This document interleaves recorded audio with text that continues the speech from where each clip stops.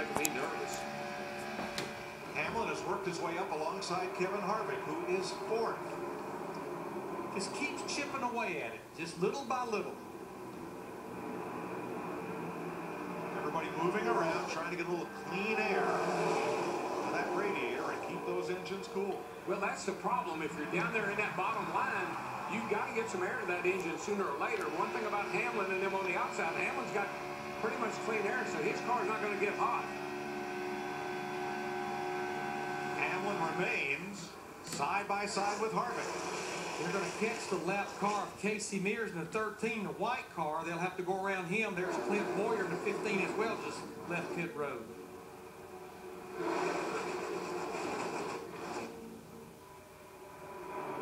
Sometimes that lap car will mess up your formation like you see here. The lap car move that front pack around a little bit and give that outside line a little better shot.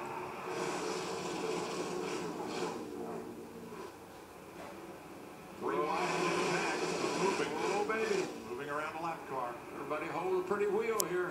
And then they'll reform. Hamlin could drop in line right there, and he did. He got in front of his team. Oh, there's a car off in the grass. More cars off in the grass. Three cars sliding. Marcus Ambrose has won. It's Casey Mears, the 13 that they just had lapped. Caution. I was just so those lap cars are so hard to get around when you're coming up on them 20 miles an hour faster than the lap car is going. And there's Mears. And Ambrose gets away after that big spin. Fortunate, Darrell, that more cars weren't involved. It looked like it was going to be a wad of them, but they all got them straightened out.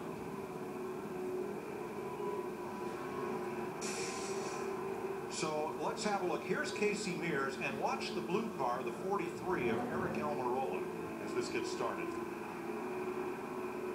Just gets real tight heading off in the corner down there. Again, Casey is getting lapped.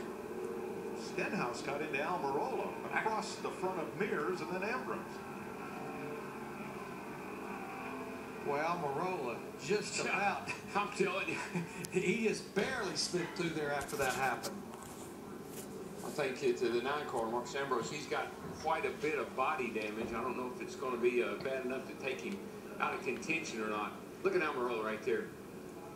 Whoopee. Nice save. Watch this right here, though. Wow. Well, two of those cars, the 9 and 43, are teammates of Richard Petty Motorsports, Ambrose and Almirola. But Ricky Stenhouse was trying to move from the outside to the middle, and that hole just wasn't open.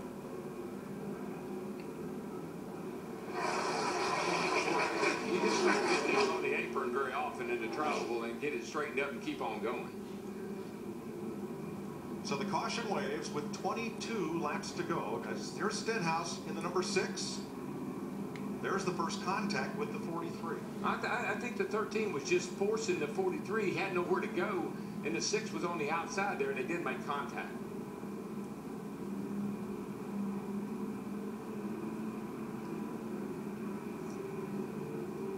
Clint Boyer gets the free pass. Watch Ricky Stenhouse. It's more like the 43 seemed to me like may have gone up a little bit as much as the Stenhouse tried to come down. I think it was just getting tight right there as they went by the slow car of Mears. Darrell, we talked about it earlier in the show, the tri-oval here. It is one of the most treacherous places of this racetrack. Well, you're running the same speed through the tri-oval that you are in the, through the turns. You're running 200 mile an hour through here, and you don't have but 18 degrees of banking. So the car gets really light and gets really loose as you come through here.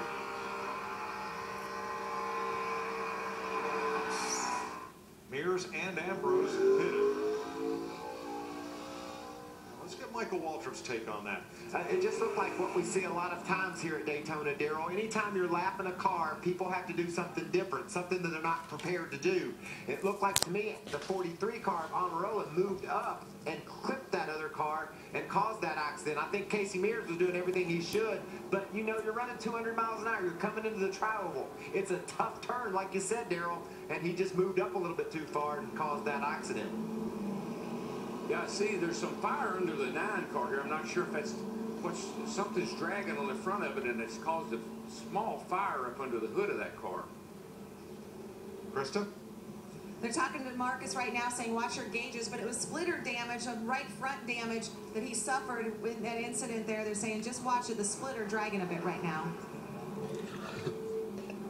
Ambrose has been solid all week, but with 21 laps to go, things could be tough for the likable Aussie.